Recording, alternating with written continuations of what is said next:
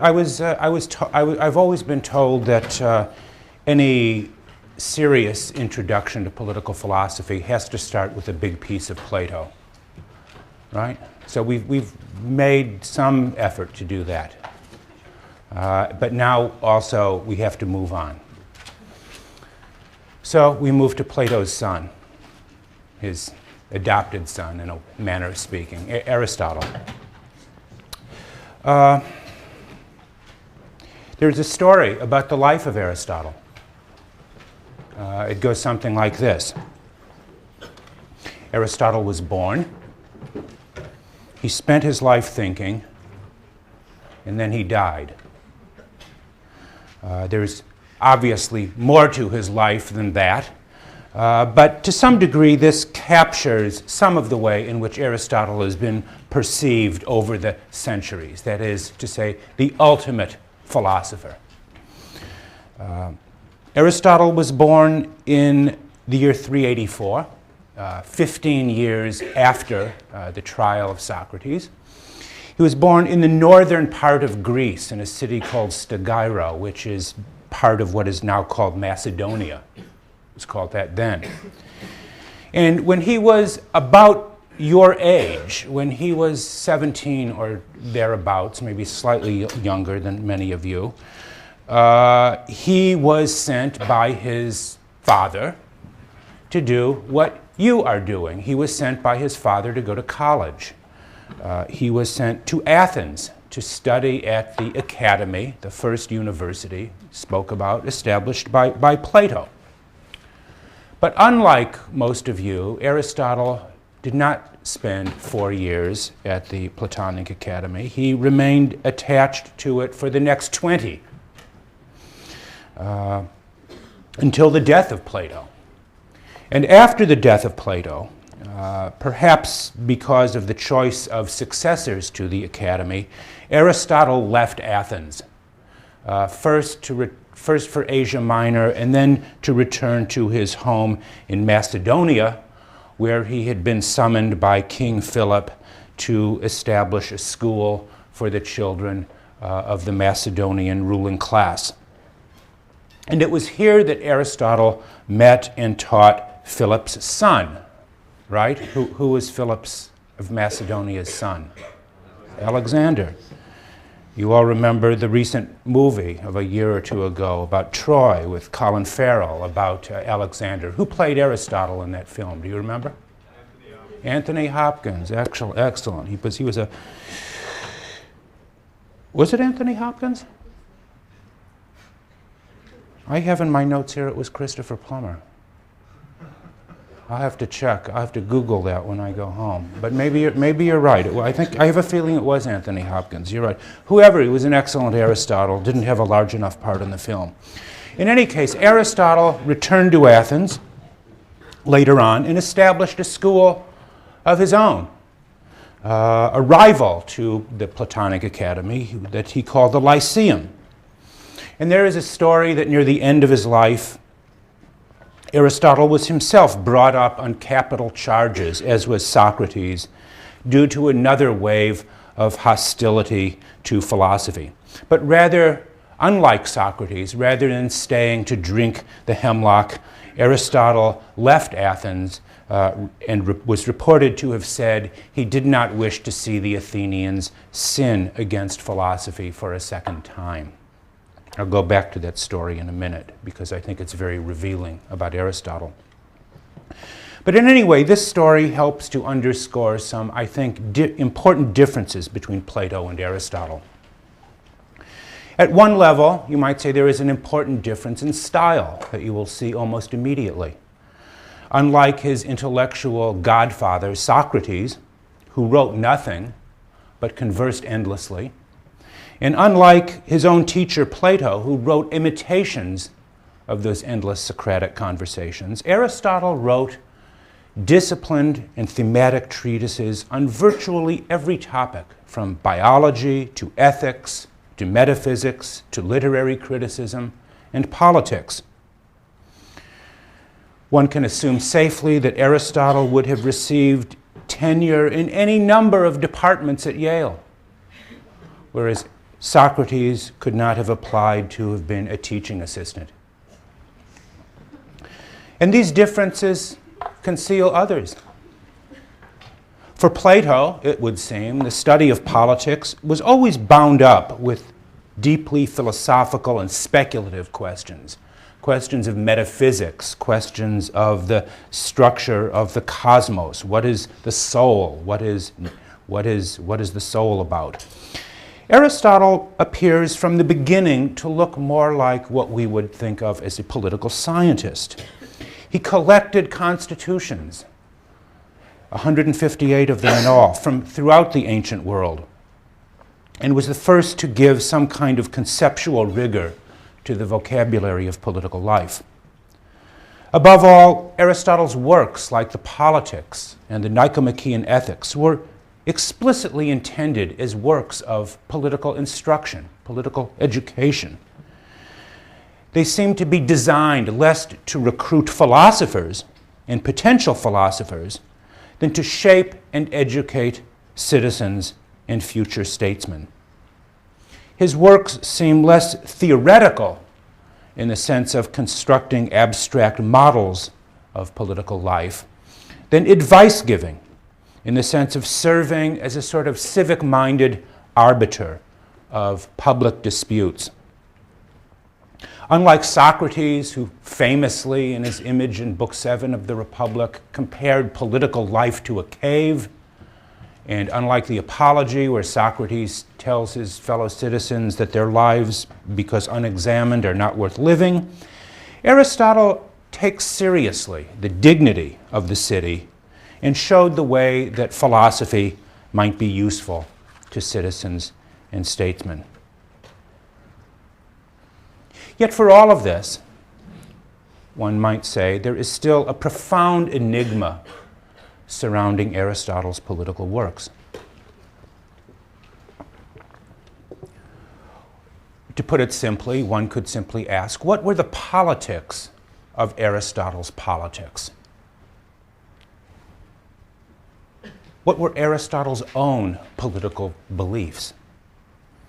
Aristotle lived at the virtual cusp of the world of the autonomous city-state, of the Greek polis. Within his own lifetime, Aristotle would see Athens, Sparta, and the other great cities of Greece swallowed up by the great Macedonian Empire to the north. What we think of as the golden age of Greece was virtually at an end during the lifetime of Aristotle. Other Greek thinkers of his time, notably a man named Demosthenes, wrote a series of speeches called Philippics, anti-Philip, to the north, to warn his contemporaries about the dangers posed to Athens from the imperial ambitions of Macedon. But Philip's warnings came too late, and again, the autonomous Greek polis that Plato and Glaucon, Adeimantus, and others would have known came to an end. What did Aristotle think of these changes? What did he think was going on? He is silent. Aristotle's extreme reluctance, his hesitance to speak to the issues of his time, are perhaps the result of his foreignness to Athens. He was not an Athenian, and therefore he lacked the protection of Athenian citizenship. At the same time, you might think his reticence, his reluctance to speak in his own voice may have also been a response to the fate of Socrates in the politically endangered situation of philosophy. Yet for a man as notoriously secretive and reluctant as Aristotle, his works acquired over the centuries virtual canonical status. He became an authority, really one could say the authority, on virtually everything. For Thomas Aquinas, who wrote in the 13th century, Aristotle was referred to by Aquinas simply as the philosopher. There was no reason even to say his name. He was simply the philosopher. And for the great Jewish medieval philosopher Moses Maimonides, Aristotle was called by him the master of those who know. Think of that, the master of those who know. For centuries, Aristotle's authority seemed to go virtually unchallenged. Right? You with me? Yet, the authority of Aristotle obviously no longer has quite the power that it once did. The attack began not all that long ago, really only as late as the 17th century. And a man who we will read later this semester, named Thomas Hobbes, was one who led the pack, led the charge. In the 46th chapter of Leviathan, chapter we will read later, Hobbes wrote, "I believe that scarce anything can be more repugnant to government than much of what Aristotle has said in his Politics, nor more ignorantly than a great part of his ethics." Think of that. Nothing more repugnant to government than what Hobbes wrote in that Aristotle wrote in his Politics. Naturally, all thinkers, to some degree, have read Aristotle through their own lenses. Aquinas read Aristotle as a defender of monarchy. And Dante, in his book De Monarchia, on monarchy, saw Aristotle as giving credence to the idea of a universal monarchy under the leadership of a Christian prince. But Hobbes saw Aristotle quite differently. For Hobbes, Aristotle taught the dangerous doctrine of republican government that was seen to be practiced particularly during the Cromwellian period in England, during the Civil War. Aristotle's doctrine that man is a political animal, Hobbes believed, could only result, and did result, in fact, in regicide, the murder of kings. And there are certainly echoes of this reading of Aristotle as a teacher of participatory republican government in the later writings of democratic thinkers from Tocqueville to Hannah Arendt. Anyway, this returns us to the enigma of Aristotle. Who was this strange and elusive man whose writings seem to have been enlisted both for the support of monarchy and for republics, even for a universal monarchy and a smaller participatory democratic kind of government? Who was this man and how to understand his writings? Well, the best place to start is, of course, with his views stated in the opening pages of the Politics on the naturalness of the city.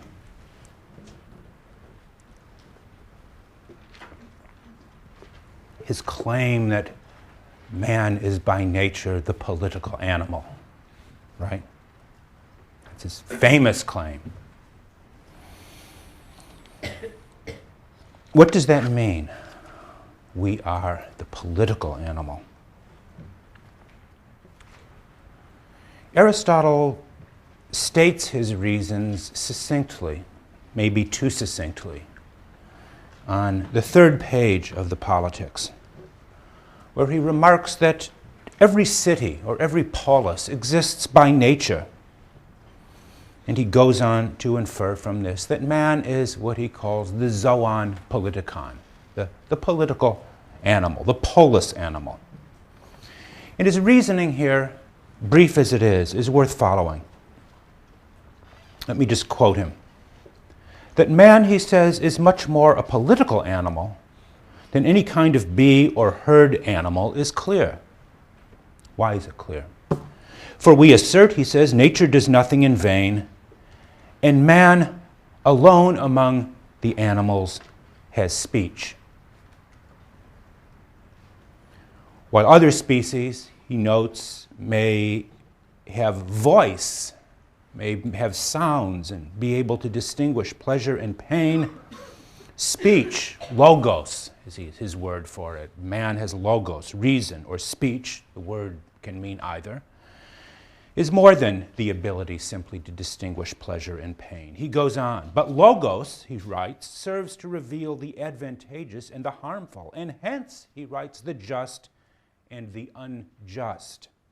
For it is peculiar to man as compared to other animals that he alone has a perception of good and bad, just and unjust, and other things. In other words, he seems to be saying that it is speech or reason, logos, that is able to both distinguish and create certain moral categories, certain important moral categories that we live by, the advantageous, the harmful, the just and unjust, in things of this sort that constitute, as he says, a family and a polis. But that's Aristotle. In what sense, we could ask ourselves, and I think you probably will be asking in your sections, in what sense is the city by nature? And in what sense are we political animals by nature? Aristotle appears to give two different accounts in the opening pages of the book that you might pay attention to. In the literal opening, he gives what looks like a kind of natural history of the polis. He seems there to be a kind of anthropologist writing a natural history. The polis is natural in the sense that it has grown out of smaller and lesser forms of human association. First comes the family, then an association of families in a tribe, then a further association in a village, and then you might say an association of villages that create a polis or a city. The polis is natural in the sense that it is an outgrowth, the most developed form of human association, in the way that one used to see in natural history museums, these kind of biological, charts of human development from, these, lesser forms of life all the way up to, civilization in some way. But there is, and that is part of Aristotle's argument, but there is a second sense for him, and in some ways a more important sense, in which he says the polis is by nature, it is natural. The city is natural in that it allows human beings to achieve and perfect what he calls their telos, that is to say, their end, their purpose. We are political animals, he says, because participation in the life of the city is necessary for the achievement of human excellence, for the achievement of our well-being. A person who is without a city, he says, who is apolis, without a city, must either be a beast or a god, that is to say, below humanity or above it. Our political nature is our essential characteristic, because only by participating in political life can we acquire the excellences or the virtues, as he says, that make us what we are, that fulfill our telos, or fulfill our perfection. So when Aristotle says that man is a political animal by nature, he is doing more than simply asserting just a truism or just some platitude. I mean, in many ways, he is advancing a philosophic postulate of great scope and power, although the full development of the thesis is only left deeply embedded. He doesn't fully develop it in this work or in saying this. In saying that man is political by nature, note that he is not saying, although he is sometimes taken to be saying this, that he is not saying that there is some kind of biologically implanted desire or impulse that we have or share that leads us to engage in political life. That is to say, we do not, he wants to say, engage in politics. To say it's natural for us to do so is not to say we engage in political life spontaneously and avidly, as you might say spiders spin webs or ants build anthills. He is not a kind of sociobiologist of politics, although he sometimes appears this way when he says that man is the political animal.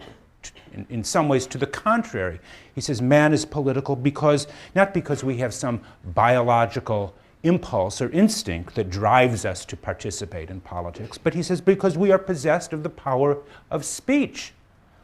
It is speech that makes us political. Speech or reason, in many ways, far from determining our behavior in some kind of, again, in some kind of deterministic biological sense, speech or reason gives us a kind of freedom, latitude, an area of discretion in our behavior not available to other species. It is a reason or speech, not instinct, that makes us political. But then the question is for Aristotle, or the question he poses for us, is what is the connection between logos, the capacity for speech or rationality, and politics? How are these two combined? Why does one lead to or entail the other? And in many ways, he's not making a causal claim so much. He's not saying that it is because we are rational creatures possessed of the power of speech that causes us to engage in politics. He's saying more, he has more of an argument of the kind that that this attribute of logos actually entails political life. Logos, he makes this argument, I think, because logos entails two fundamentally human attributes. The power to know, first the power to know, you could say. The power to know is our ability to recognize by sight members of the same polis or city. It is above all speech that in a way ties us to others of our kind, that we share not just the capacity for language in the way a linguist might assert, but that we share a certain common moral language. And it is this sharing of certain common conceptions of what the just and unjust that make a city. And it is the capacity to know and to recognize others who share this language with us that is the first sense in which logos entails politics. But reason entails, or logos entails more than this capacity. It also entails for Aristotle, interestingly, the power of love. We love those with whom we are most intimately related and who are most immediately present and visible to us.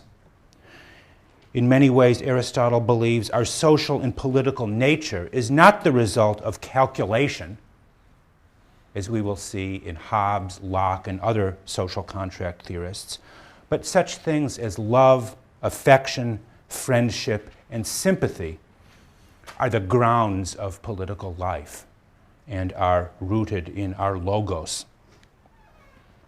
It is speech, or it is speech that allows a sharing in these qualities that make us fully human. But to say, of course, that man is political by nature is not just to say that we become fully human by participating with others in a city. It means more than this.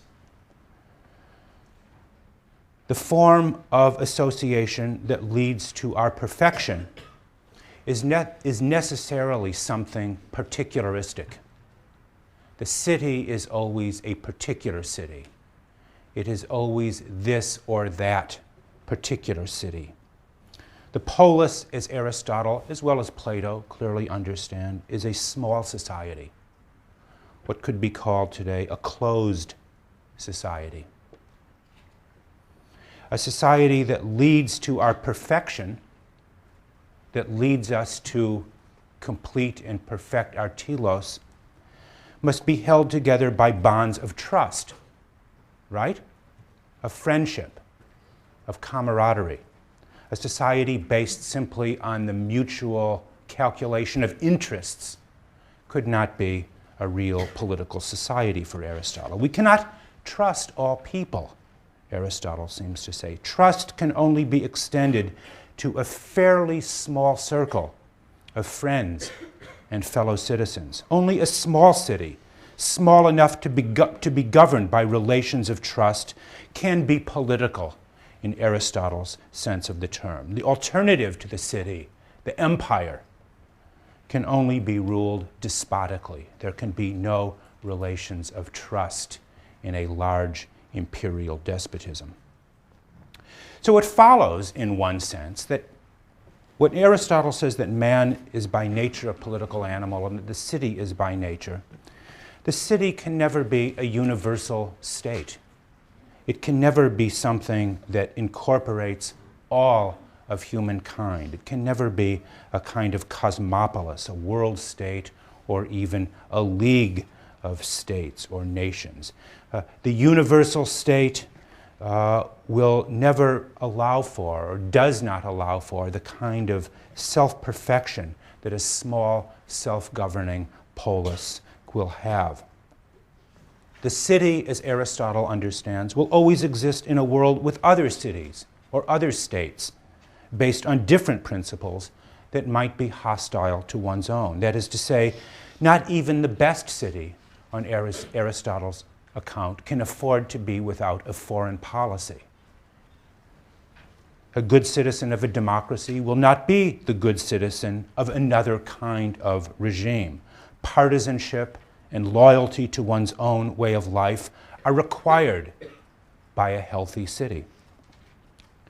To put the argument in terms that Polemarchus from Plato's Republic would have known, friend and enemy are thus natural and ineradicable categories of political life. Just as we cannot be friends with all persons, so the city cannot be friends with all other cities, or the state with all other states. War and the virtues necessary for war are as natural to the city as are the virtues of friendship, trust, and camaraderie that are also necessary. Note that in the opening pages of the book, okay, Aristotle doesn't say anything yet about what kind of city or regime is best. All he tells us is that we are the polis animal by nature, and that to achieve our ends it will be necessary to live in a polis. But what kind of polis? How should it be governed? By the one, the few, the many, or some combination of these three categories? At this point, we know only the most general features of what a polis is. It must be small enough to be governed by a common language of justice.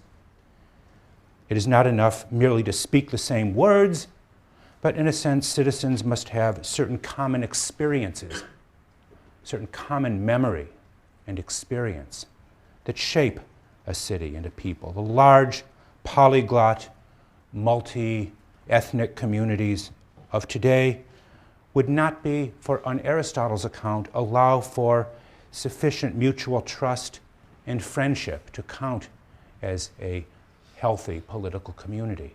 So Aristotle seems to be offering, in some respects, a kind of criticism of the kind of states with which we are most familiar. Think about that when you have your sections or when you talk about this text with your friends. What is Aristotle saying about us? The citizens of such a city can only reach their telos or perfection through participating in the offices, in the ruling offices of a city. And again, a large cosmopolitan state may allow each individual the freedom to live as he or she likes, but this is not freedom as Aristotle understands it. Freedom only comes through the exercise of political responsibility, which means responsibility for and oversight of one's fellow citizens and the common good. It follows for him that freedom does not mean living as we like, but freedom is informed by a certain sense of restraint, an awareness that not all things are permitted, that the good society will be one that promotes a sense of moderation, restraint, and self-control, self-governance as Adiamantus says, that are inseparable from the experience of freedom. So in many ways, Aristotle there offers, as does Plato, a certain kind of critique of the modern, or even the ancient, democratic theory of freedom, which is living as one likes. So you can see these opening pages of the book, dense, argument being condensed in very deep ways, carry a great deal of freight. There's a lot in there that needs to be unpacked, and I've only tried to do a little of that here with you today, to go over sort of what Aristotle is suggesting in this idea of man, the polis animal. But whatever we may think about this view, whether we like it or don't like it, or whatever your view might be, we must also confront another famous, more like infamous, doctrine that is also very much a part of Book 1. And I refer to his arguments for the naturalness of slavery. Aristotle tells us that slavery is natural. The naturalness of slavery is said to follow from the belief that inequality is the basic rule between human beings. Aristotle and Thomas Jefferson seem to disagree over the basic fact of human experience, whether it's equality or inequality. If this is true, Aristotle's politics seems to stand condemned as the most anti-democratic book ever written. Is that true? Aristotle's claim about naturalness seems to require, as he tells us, slavery. The categorical distinction of humanity into masters and slaves. How to understand that? Again, Aristotle's argument is deeply compact and will be easily misunderstood if you only read it once. It will just as likely be misunderstood if you read it 3, 4, 5, or 10 times if you are not attentive to what he's saying. You must learn to read closely.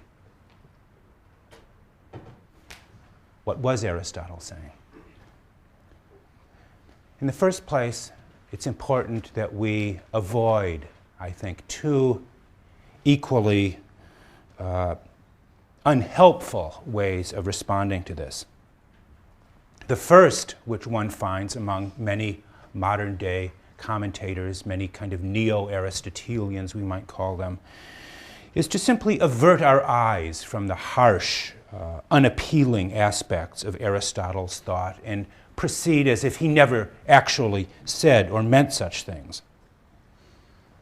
We need to avoid the temptation, in many ways understandable as it might be, to airbrush or sanitize Aristotle, to make him seem more politically correct for modern readers. And yet we should also avoid the second, equally powerful temptation, which is to reject Aristotle out of hand because his views do not correspond with our own. The question is, what did Aristotle mean by slavery? What did he think was, who or what did he think was the slave by nature? Until we understand what he meant, we have no reason to either accept or reject his argument.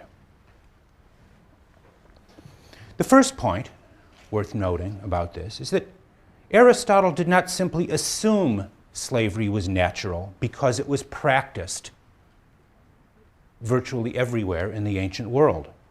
You will notice that he frames his analysis in the form of a debate. He says, at the outset of his argument, there are some, he says, indicating this is an opinion held by many people, there are some who believe that slavery is natural because ruling and being ruled is a pervasive distinction that one sees all societies practice. But he says others believe that the distinction between master and slave is not natural, but is based on force or coercion. Even in Aristotle's time, it appears slavery was a controversial institution and elicited very different kinds of opinions and responses. And here is one of those moments when Aristotle, as I indicated earlier, seems most maddeningly open-minded. He's willing to entertain arguments both for and against the debate. Aristotle agrees with those who deny that slavery is justified by war or conquest. Wars, he remarks, are not always just. So those who are captured in war cannot be assumed to be justly or naturally enslaved. Similarly, he denies that slavery is always or only appropriate for non-Greeks. There are no, he is saying, racial or ethnic characteristics that distinguish the natural slave from the natural master. And in a stunning admission, he says, listen to this, that while nature may intend to distinguish the free man from the slave, he says, the opposite often results. Nature often misses the mark, he says. Now we seem to be completely confused. If slavery is natural, and if nature intends to distinguish the slave from the unfree, the free from the unfree, how can nature miss the mark? How can the opposite often result? I mention this because such complications should alert the careful reader. Right? We're trying to read carefully. What is Aristotle doing in making this seem so complicated? At the same time, Aristotle agrees with those who defend the thesis of natural slavery. And his defense seems to run something like this.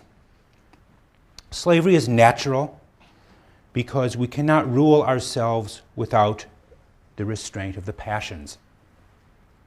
Self-rule means self-restraint. Restraint or self-control is necessary for freedom or self-government. And what is true, he seems to suggest, about the restraint over one's passions and desires is true of restraint and control over others, just as he appears to be saying there is a kind of hierarchy within the soul, restraint of the passions, so does that psychological hierarchy translate itself into a kind of social hierarchy between different kinds of people. The natural hierarchy then seems to be a sort of hierarchy of intelligence, or at least a hierarchy of the rational. But how did this come to be? Aristotle asks. How is it that some people came to acquire this capacity for rational self-control that is necessary for freedom, and others seem to lack it? How did that come to be? Is this hierarchy, again, a genetic quality? Is it something we're born with? Is it something that is implanted in us by nature in that sense? Or is that distinction something that is created by nurture and education, what we would call today maybe socialization? And if the latter, if this hierarchy of intelligence or this hierarchy of the rational is a result of upbringing, then how can slavery be defended as natural? Doesn't Aristotle call man the rational animal, the being with logos, suggesting that all human beings have a desire for knowledge and the desire to cultivate their minds and live as free persons? Isn't there a kind of egalitarianism, so to speak, built in to the conception of rational animal and political animal?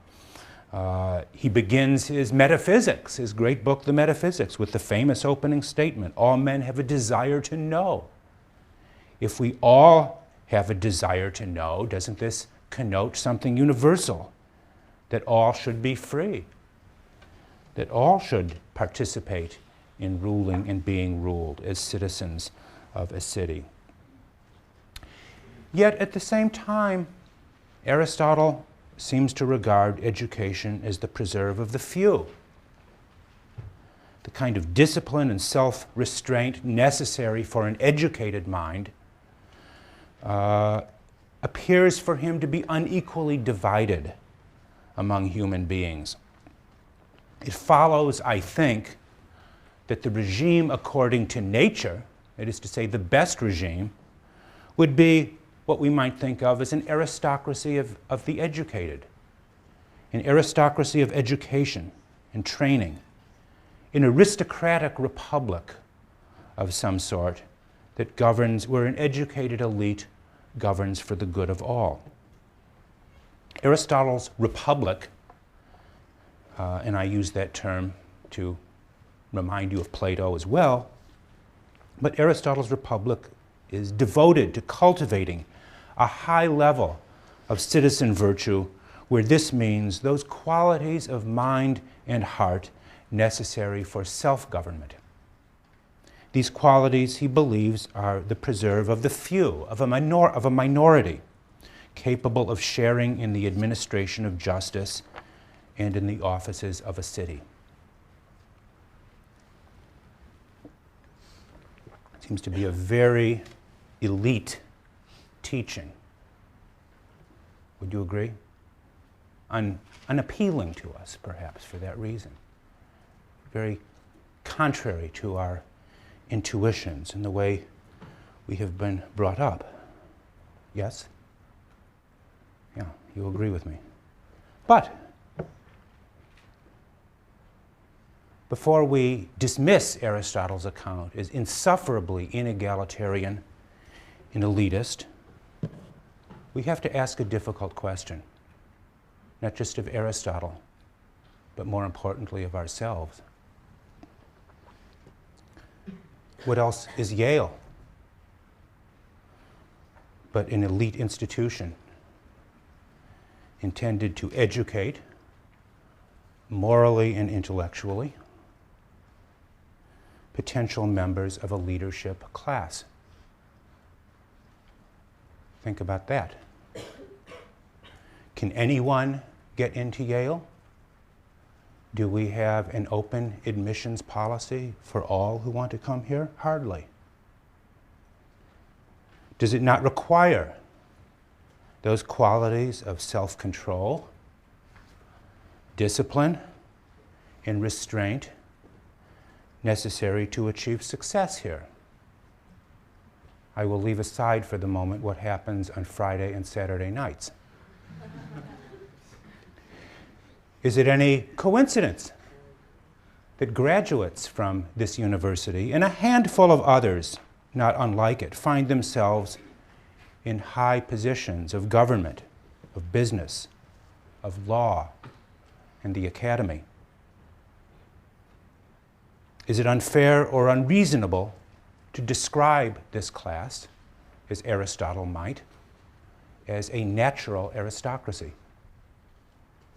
So I leave you with this question to think about. Before we reject Aristotle as an anti-democratic elitist, take a look at yourselves. So are you, or you wouldn't be sitting here today. Think about that, and I'll see you next week.